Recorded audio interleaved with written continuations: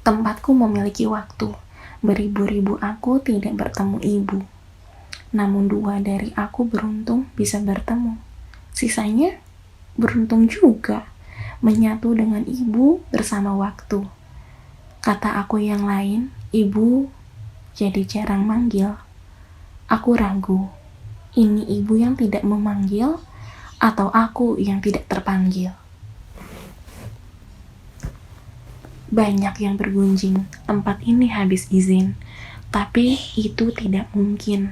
Sekarang banyak yang garang, senang melempar barang. Semoga semua bisa jadi lebih girang. Ibu berseru, kami datang dari penjuru. Ibu bilang tidak perlu, tapi kami tetap merayu. Ibu merasa diserbu. Kadang aku ngelantur karena sudah ngawur.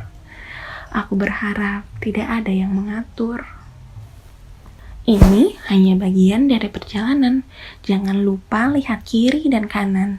Aku memperhatikan kalau ibu mempersilahkan tempat ini untuk dialihkan. Aku akan berjuang hingga darah penghabisan.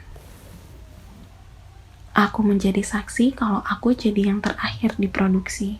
Bukan karena basi. Ini hanya sebuah variasi. Ibu bergumam, hatinya lebih tentram. Semoga ini membuat ibu nyaman. Selesai sudah ceritaku.